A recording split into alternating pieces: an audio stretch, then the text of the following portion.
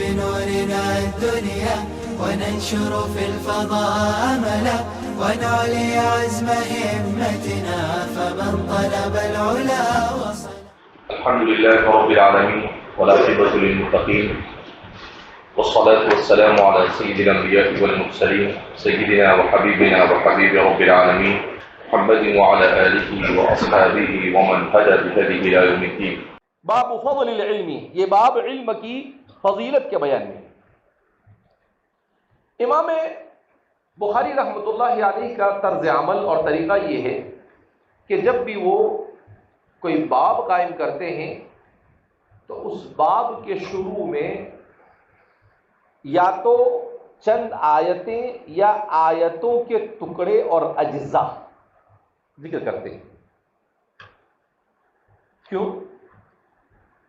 اس لیے کہ مسلمان کے لیے اصل مصدر اور مرجع یہ کیا ہے؟ کتاب اللہ.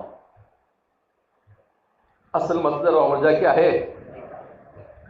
تو پہلے کتاب اللہ سے استدلال کرتے ہیں کہ بھئی ہم آگے جو گفتگو کرنے جا رہے ہیں یہ اول پھول بکواس نہیں ہے، یہ وہ باتیں ہیں جس کی طرف کتاب اللہ نے اشارہ کیا ہے اور احادیث مبارکہ میں اس کی تفصیلات کو بیان کیا گیا ہے تاکہ آدمی اس بات پر باخبر رہے کہ بھائی جو بھی بات ہے وہ کتاب اللہ سے مدلل کر کر بیان کی جا رہی ہے، اس لیے اس کو اتنی ہی اہمیت سے لینے اور پڑھنے اور سمجھنے کی کیا ہے؟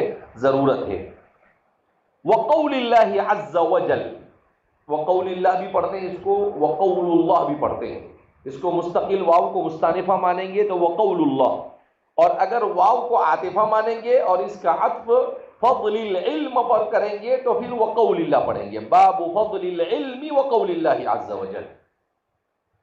وقول اللہ عز وجل، اور اللہ رب العزت کا ارشاد مبارک ہے یرفع اللہ الذین آمنوا منکم والذین اوتوا العلم درجات واللہ بما تعملون خبیر.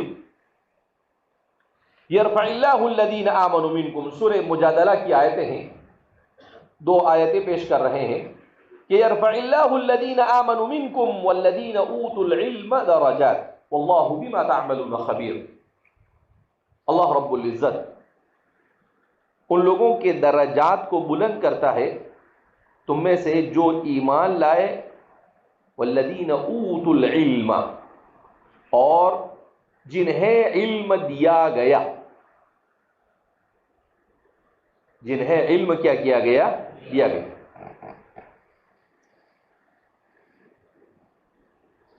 اب قرآن کیا بیان کرتا ہے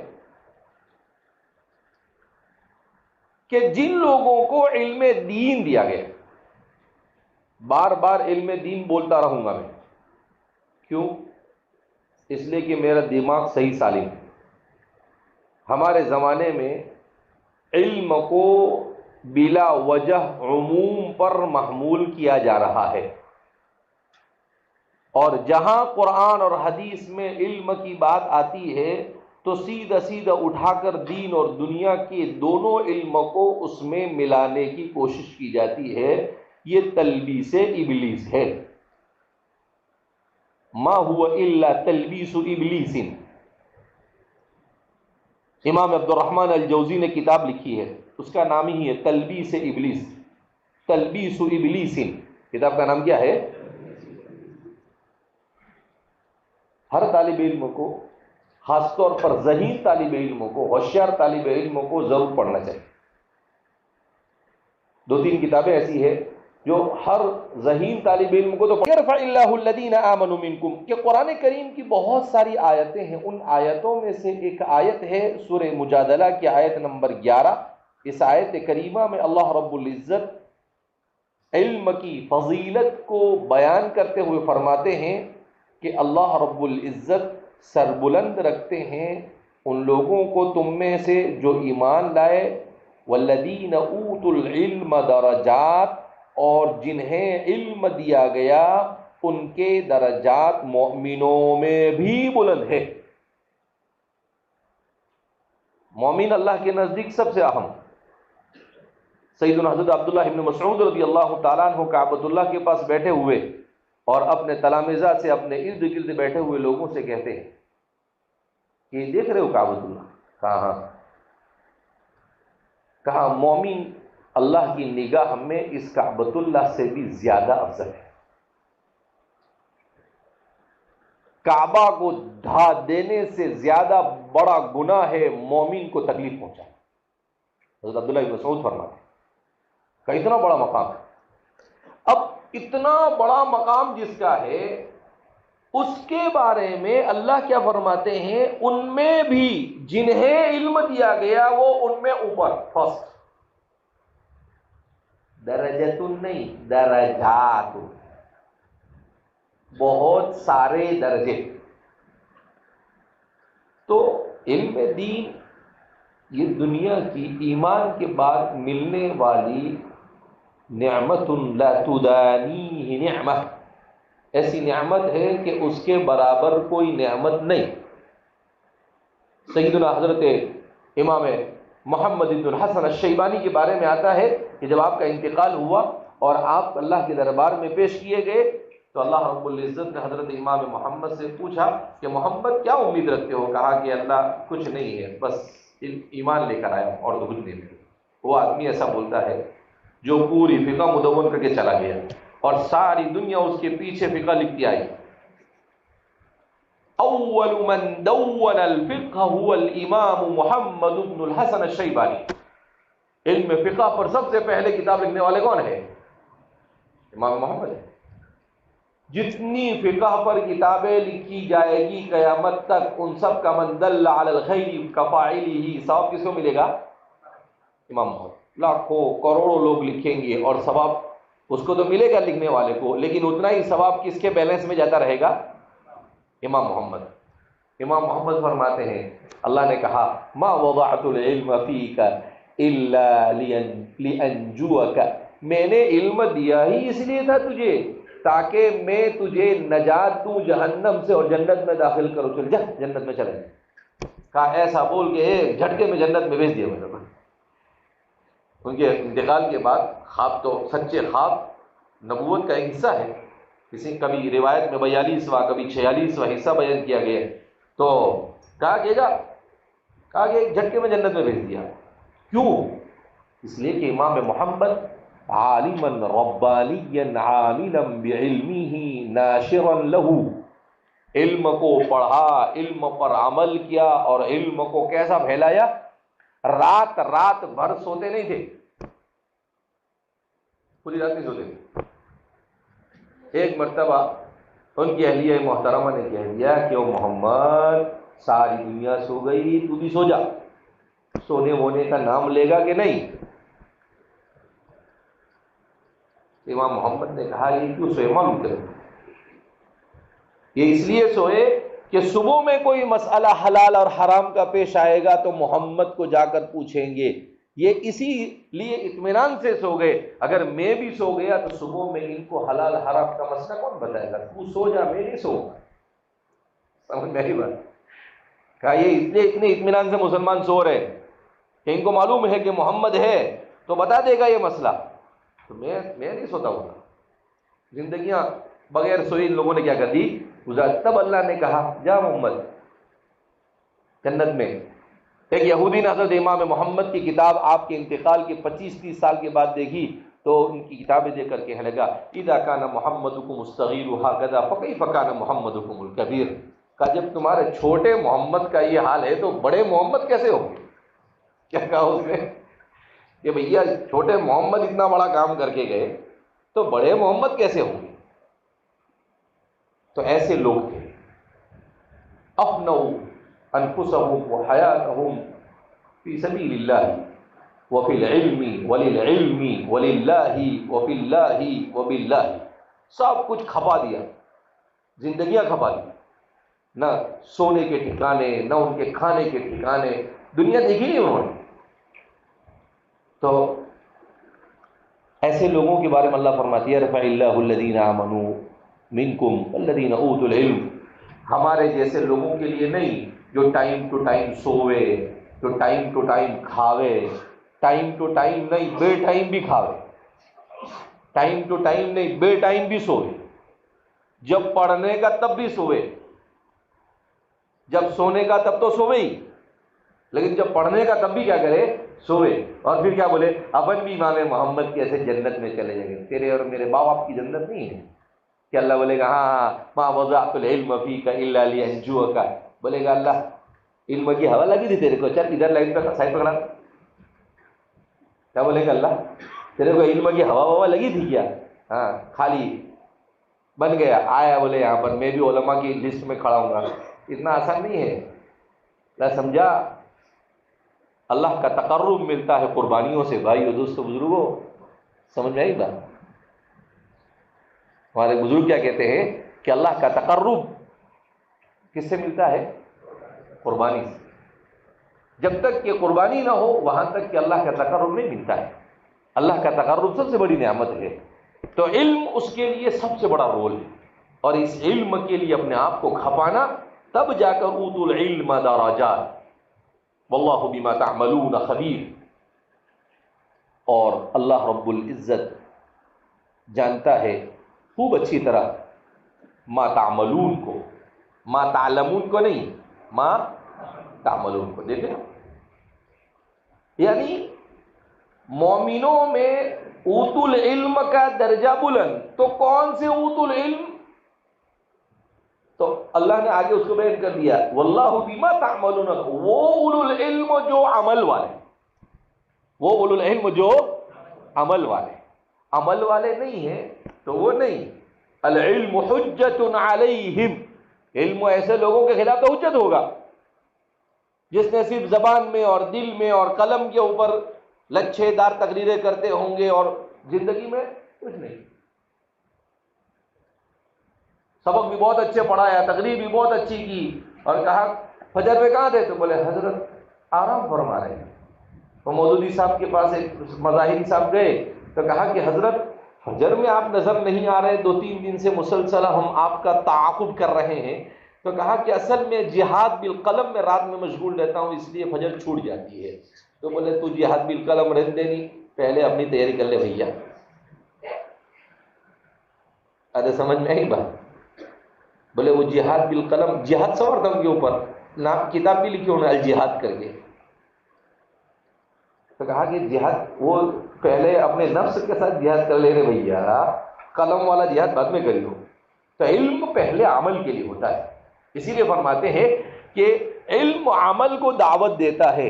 اگر عمل ہوگا تو علم آپ کے پاس باقی رہے گا، اگر آپ عمل نہیں کریں گے تو علم آپ کو سلام علیکم کر کے نکل گے۔ العلم غیور، علم بڑا غیور ہے۔ آگے نا جو عمل نہیں کرتے ان کے پاس آپ کہیں کہ ہم نے تو دیکھا بہت سارے بے عمل لوگوں کو بھی اچھا عالم دیکھا، وہ ہے وَنُمْلِي لَهُمْ ثُمَّ كَيْدِي مَتِينٌ۔ ہر چیز جو جیسی ہے ویسی نظر آوے اس کا مطلب یہ نہیں کہ وہ ایسا نہیں، کبھی ایسا بھی ہوتا ہے۔ اب معتزلہ میں بھی علماء ہوتے ہیں نا، بدعتیوں میں بھی علماء ہوتے ہیں، غیر مقلدین میں بھی علماء ہوتے ہیں، لیکن ہر ایک کا علم قرآن بیان کر رہا ہے واللہ بما تعملون خبیر۔ اللہ اکبر، قربان جائیے اللہ کی تعبیرات پر، تعملون بھی لایا اور خبیر بھی لایا۔ کیا مطلب؟ خبیر فعیل کے وزن پر، کیا مطلب؟ کہ جن کے پاس علم ہو اور اخلاص کے ساتھ عمل ہو، یعنی خبیر کا لفظ لا کر یہ بھی بتایا کہ عمل ہونا چاہیے اور وہ عمل بھی اخلاص والا ہونا چاہیے، بغیر اخلاص والا نہیں چلے گا، کھوٹا ہے وہ۔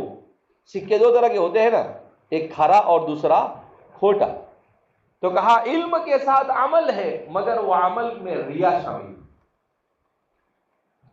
اس عمل میں عجب شامل ہے، اس عمل میں کبر شامل ہے، اس عمل تو کہا کہ وہ عمل اللہ کہتے ہیں کہ وہ ہمارے پاس نہیں چلتا، ریجیکٹ، کھوٹا ہے، پھینک دو اس کو۔ وہ تو انسان کے لیے مصیبت بن جاتا ہے۔ اس لیے انسان کے لیے ضروری ہے ایک قرآن کریم کے اوپر انسان غور کرے، قرآن کو سمجھے۔ نہ تو قرآن کو پڑھتے ہیں نہ قرآن کو سمجھتے ہیں۔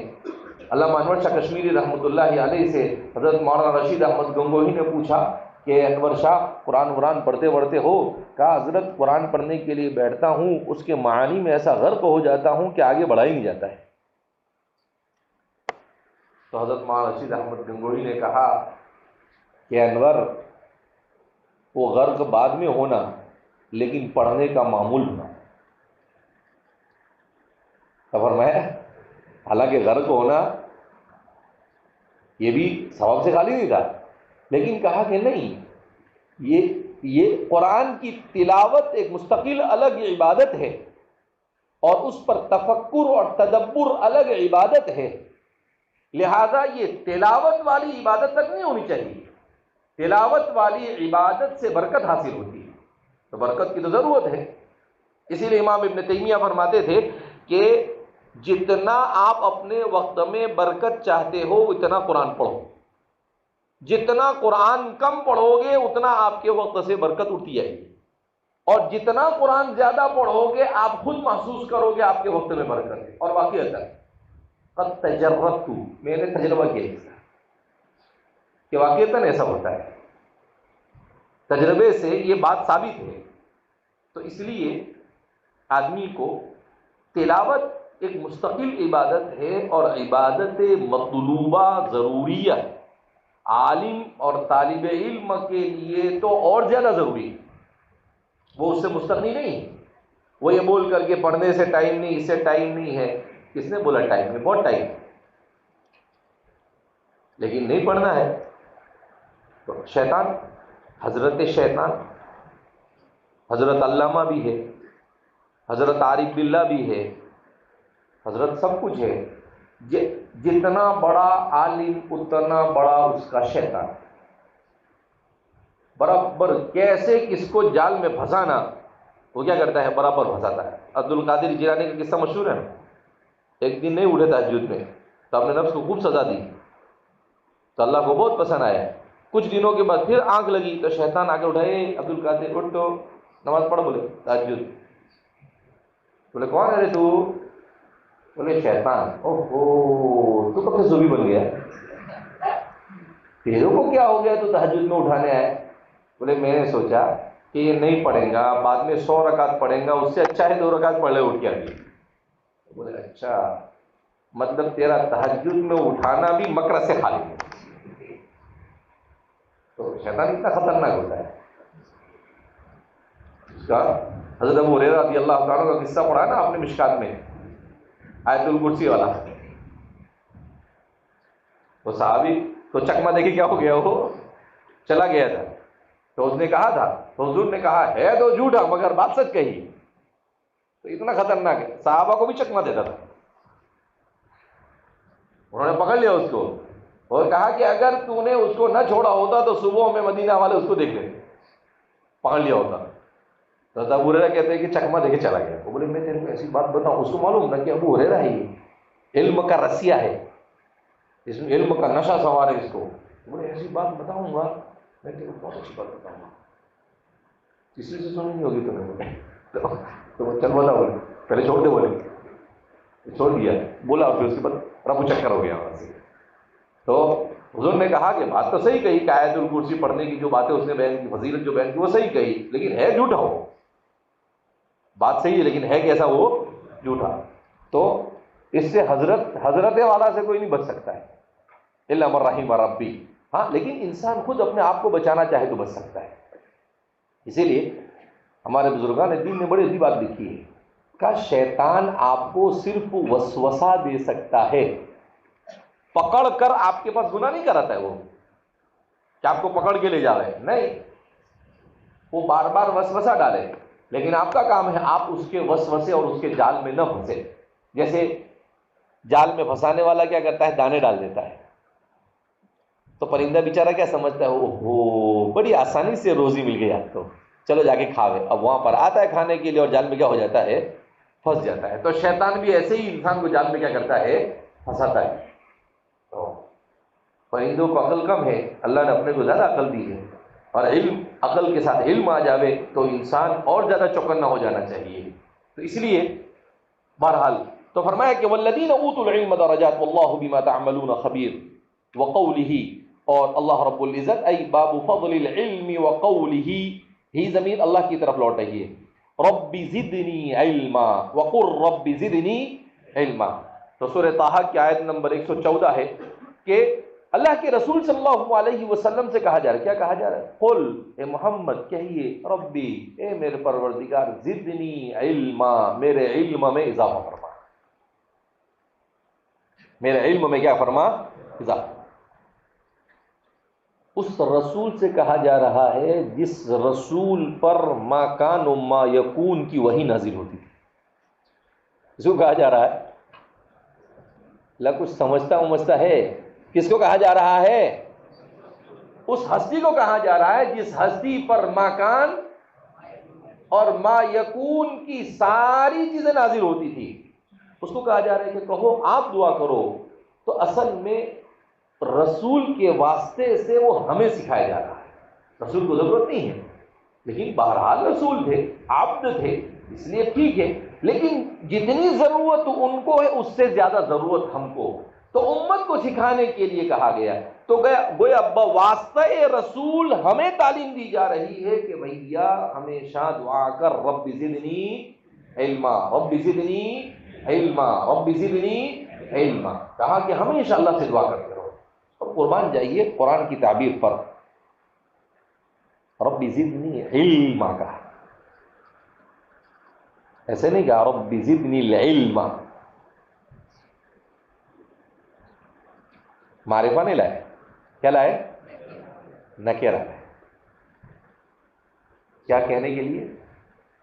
کہ اللہ جس طرح کے بھی علم کی ضرورت مجھے ہو اور میرے لیے مفید ہو، اس طرح کے سارا علم مجھے آتا ہے۔ بعض حضرات نہیں لکھا ہے کہ تنوین تنکیر کے لیے، بعض نے کہا نہیں ہر طرح کا علم تھوڑی، کہا تنوین یہاں پر عوض کے لیے۔ تنوین کس کے عوض میں ہے؟ تنوین یہاں پر صفت کے عوض میں، اصل میں ہے رب زدنی علما نافعا۔ اصل کیا ہے؟ رب زدنی، اسی لیے عام طور پر آپ دیکھیں گے دعا کرنے والا کیا کہتا ہے؟ رب زدنی علما نافعا، تو وہاں پر بیان کر دیا جاتا ہے وہ اسی لیے کہ یہاں پر علماً کہا، مگر اس تنوین کو ہمارے مفسرین کی جماعت نے تنوین عوض مانا، کہا یہ صفت کے عوض میں، کبھی مضاف الیہ کے عوض میں آ جاتی ہے، کبھی صفت کے عوض میں آ جاتی ہے۔ تو عربی زبان ہے، یہاں پر تو ہر چیز کی قسم نہیں، قسمہ نہیں، اقسام ہے اور انواع ہے۔ تنوین کی بھی بہت ساری قسمیں ہیں، پڑھ بھی چکا اور بھول بھی چکا ہے، ابھی میں پوچھوں کتنی ہے تو ہوائیاں اڑنا کیا ہو جائے گی؟ شروع ہو جائے گی، معلوم ہے مجھے۔ رب زدنی علما، بارہ خیر۔ تو یہاں پر بعض حضرات کا یہ کہنا ہے کہ مطلق علم کی دعا سکھائی جا رہی ہے، مگر اکثر و بیشتر مفسرین فرماتے ہیں کہ نہیں، رب زدنی علما ای علما نافعا، علم نافع کی دعا کی تعلیم دی جا رہی ہے اللہ کے رسول کے واسطے سے پوری امت کو۔ تو یہ دو چیزیں انہوں نے بیان کر دی، اور اس کے بعد کہا کہ اب آگے کا آپ کیا کرو، سنبھال لو، اب آگے حدیث پڑھیں گے۔ تو ہر جگہ پر دیکھیں گے، کوئی بھی جگہ پر جب کتاب قائم کریں گے تو یہی طریقہ اختیار کرتے ہیں۔ اب جب تک کہ کتاب العلم ہے، کبھی کبھی باب کے تحت بھی ایسا کرتے ہیں، لیکن آپ بہت کم ایسا کرتے ہیں۔ باب کے تحت آپ عام طور پر روایت ہی کو لاتے ہیں۔ اب جہاں پر کتاب العلم ختم ہوگا اس کے بعد کتاب الوضو شروع ہوگا۔ تو دیکھو کتاب الوضوء، بسم اللہ الرحمن الرحیم، باب فی الوضوء، ما جاء فی قول اللہ تعالی اذا قمتم الى الصلاة فاغسلوا وجوہکم۔ تو ہر ایک کے شروع میں یہ بتانے ہی کے لیے کہ حدیث دراصل ثم ان علینا بیانہ، یہ قرآن ہی کا بیان ہے۔ وما ينطق عن الهوى ان هو الا وحی یوحى۔ اب باب فضل العلم میں کوئی حدیث ذکر نہیں کرتے۔ امام بخاری نے باب فضل العلم میں صرف 2 آیتوں پر اکتفا کیا۔ کیوں؟ قرآن کریم سے زیادہ مضبوط اور کس کی دلیل ہو سکتی؟ جب قرآن آ گیا ختم ہو گئی بات. ایک جواب دے دیا علامہ قسطلانی رحمۃ اللہ علیہ نے کہ بھائی اقوى الحجج القاطعہ، دلیلوں میں سب سے مضبوط اگر کوئی دلیل ہے تو وہ کون سی دلیل ہے؟ جو قرآن سے ثابت ہو. جب قرآن آ گیا تو اور کسی چیز کی ضرورت نہیں. اور علامہ کرمانی رحمۃ اللہ علیہ فرماتے ہیں کہ امام بخاری رحمۃ اللہ علیہ ابواب کو قائم کرتے ہیں اور تراجم کو ذکر کرتے ہیں تو سب سے پہلے قرآن کی آیتوں کو بحیثیت متن لاتے ہیں. قرآن کی آیتوں کو کیسے لاتے ہیں؟ بحیثیت متن. اور پھر اس کی مناسبت سے اس کی تفسیر کے طور پر ابواب کو قائم کر کر ثم ان علینا بیانا، احادیث کو کیا کرتے ہیں؟ بیان کرتے ہیں. کہا یہ متن آ گیا. جیسے ہدایہ ہم نے پڑھی تو اس میں قدوری، المختصر القدوری اور جامع صغیر کا متن ہے جس پر لکیر کھینچی ہوئی ہوتی ہے اور باقی اس کی شرح کرتے ہیں. کہ بالکل اسی انداز میں امام بخاری یہ کیا کرتے ہیں؟ پہلے متن لاتے ہیں، قرآن کریم کی آیتیں لا کر متن گویا کے ذکر کر دیتے ہیں اور پھر اس کے بعد ابواب کے تحت میں ذکر کرتے ہیں. ایک بات یہ بیان کی جاتی ہے کہ فضائل علم سے متعلق ان کے اپنے شرائط پر اترنے والی کوئی حدیث انہیں نہیں مل سکی. فضائل علم سے متعلق امام بخاری کے اپنے شرائط ہے، آپ نے سن لیے ہوں گے، اگر نہیں سنے ہوں گے تو میں کسی موقع پر کیا کر دوں گا؟ بتا دوں گا. جیسے کل کتاب ہماری پہلی حدیث آئے گی تو پہلی حدیث سے پہلے ہم اس کے شرائط کو جان لیں گے کہ شرائط بخاری کیا ہے. تو شرائط بخاری اگر سن لیا ہے تو کوئی مسئلہ نہیں، سن لیا تو ٹھیک ہے، کل انشاءاللہ ہم جان لیں گے اس کو. تو شرائط، ان کے شرائط کے مطابق ان کو کوئی حدیث نہیں مل سکی فضائل کے باب کی. اس وجہ سے آپ نے صرف آیت کو ذکر کر کر آگے نکل گئے. بعض حضرات نے کہا کہ امام بخاری نے صرف آیتوں کو ذکر کیا اور کوئی حدیث ذکر نہیں. کیوں؟ اتنی حدیث فضائل کے باب میں کہ کس کو ذکر کرے؟ اتنی حدیث فضائل کے باب میں کہ کس کو ذکر کرے؟ لہذا اس بنا پر انہوں نے کہا کہ 1 لاویں، 2 لاویں، 4 لاویں، 6 لاویں، 10 لاویں کہا گیا. اور حقیقت ہے احادیث مبارکہ میں اتنی فضیلت علم کی بیان کی گئی ہے تو اس وجہ سے کہا ہو سکتا ہے ان کے شرائط پر اترنے والی ایک نہیں بہت ساری حدیثیں تھی جس کی وجہ سے وہ اس بات میں کہ بھئی اس میں سے کس کو منتخب کیا جائے. تو آپ نے کہا کہ ایک کام کرو، آیت ہو گئی نا، اب وہ آپ کے تحت میں احادیث کو کیا کر دو؟ ذکر کر دو. بہرحال ہر شارح نے اپنے ذوق کے مطابق کیا کیا ہے؟ اس کا جواب دیا ہے. کبھی کرمانی کوئی جواب دیں گے، کبھی قسطلانی کوئی جواب دیں گے، تو کبھی بدر الدین عینی کچھ کہیں گے، کبھی حافظ صاحب.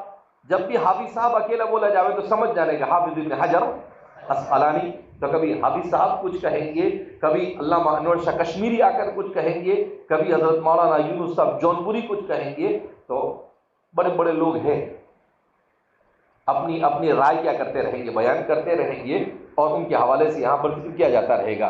بہرحال